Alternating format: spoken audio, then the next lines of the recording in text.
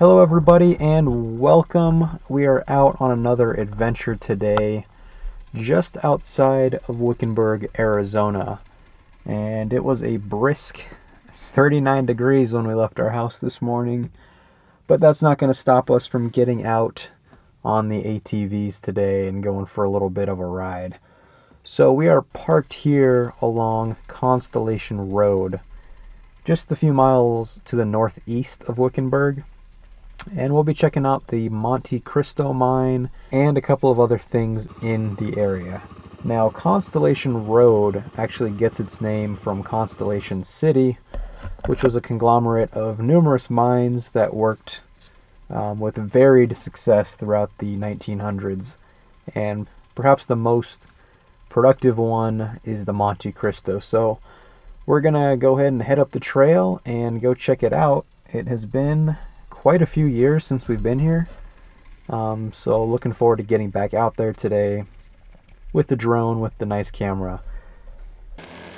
So we are going to head up the trail and see what we can find.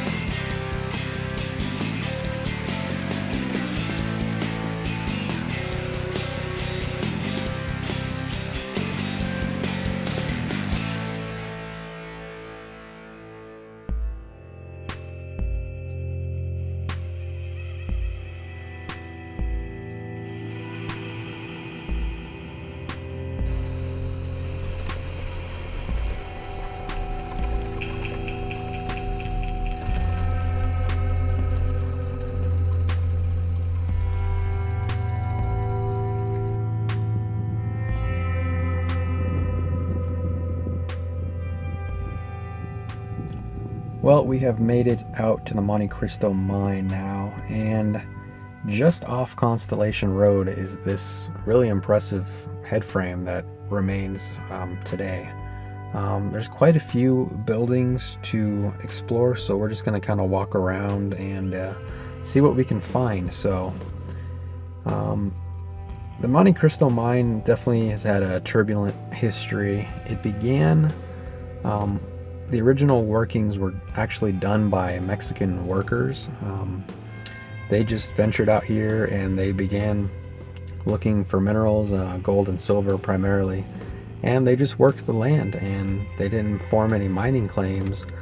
And because of that, when American prospectors came through, basically they were able to push the Mexican miners off the land, and they formed mining claims on where they were working. So they were forced out, and the first formal owner of the mine was a man by the name of Ezra Thayer, and he was a merchant from Phoenix, and he worked very hard to promote the mine. He spent 8 years from 1912 to 1920 working on securing investors.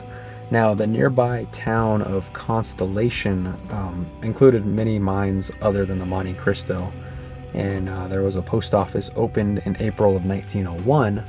So by the time the Monte Cristo was finally becoming productive was around 1925, and around that time about 250 people lived in the area. So it was a pretty poppin' town. They had a lot going on here. They had a general store, the post office obviously, a stagecoach line, a 2-story saloon, and several other modern amenities. So this was a very, very productive town for a short window in the 1920s. Now, during that time, they were able to dig down to about the 1,200 foot level, and they had several drift tunnels about every 100 feet that added up to several miles of workings. And thereafter, pretty much just silver, although gold was also found, and I'm sure there were some other quantities of copper and other commodities like that. So the ore would have been winched out of the mine using the winch building that sits just to the south. It would have been pulled up the main head frame there and dumped into probably wagons and then taken back to Phoenix for processing. In 1926, Thayer sold the mine to another man by the name of C.C. Julian, who was an oil promoter. And he operated the mine with some success, but not like that during the mid-1920s. And basically from there on out, Monte Cristo was pretty much plagued. The post office was discontinued in 1939, and the town slowly emptied out. And it sat abandoned for about 30 years before anything else happened. Now, a group of vandals came out to the mine in 1970 and set a fire, and several of the buildings were burned. In 1976, the mine was purchased by a mining company out of Spokane, Washington, who poured a bunch of money into the property in hopes of restoring it, but they hit water in the mine shaft, and from there on out, the site was pretty much abandoned. So it's been sitting here, it was worked as early as the early 1900s, refurbished in the 1970s, and sat abandoned out here in the desert for pretty close to 40 years. So definitely impressive to walk around the landscape. Several different foundations left, and down beneath the mine tailings there's some sort of blacksmith shop, and also an old car that no clue what era this was from, but it has suicide doors and very fancy air conditioning that popped out of the hood. So if you know anything about this car, definitely leave a comment below. But yeah, this has been here for quite a long time, so very interesting. So there is a little bit of a side trip on a dilapidated mining road. Not a whole lot remains past the mine, but you can see lots of evidence of prospecting, and there's also more building foundations further east of the Monte Cristo. So not a whole lot to see. Is it worth the side trip? Probably not, but you do have a nice overlook of the mine itself. And then continuing further north, you come up to the Gold Bar Mine, which presently sits on private property, so you can't go down and see it. But that is the Monte Cristo Mine. Very interesting to check out. Not really a difficult trail to get here. You're definitely going to want high clearance. 4-wheel drive if you're planning on exploring some other areas around, but you should be okay in a 2-wheel drive vehicle to get out here. But lots of cool stuff to check out, lots of great trails in the area. Continuing east along Buckhorn Road, which is just before Monte Cristo Mine, will take you up past Bradshaw's grave and to the mining town of Copperopolis. So this was a very, very productive mining area, so it's cool to just come out here and take a step back and see what's left. So we're going to go ahead and head back to our vehicle and just call it a day, because it's been pretty fun. Nice to get out on the ATVs again now that the weather is beautiful. So we're going to head back.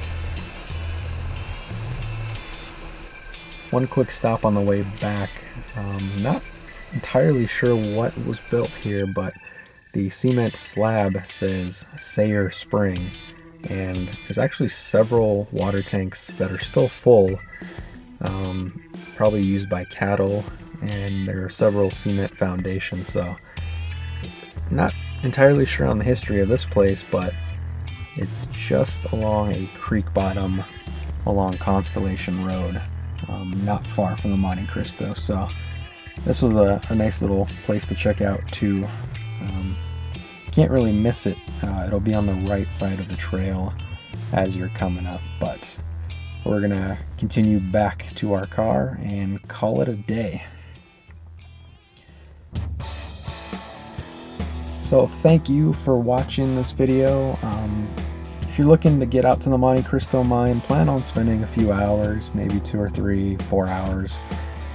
Lots of old things to check out. There's Sayre Spring, Monte Cristo Mine, and the included workings around that, and then the Gold Bar Mine past Monte Cristo. So lots to check out. We saw a lot of people out camping. If we had more time, would be an excellent option, but just wanted to get out on the ATVs today and go for a little adventure. So thank you guys for tagging along. As always, check the description for more information, and we will see you guys on the next trip.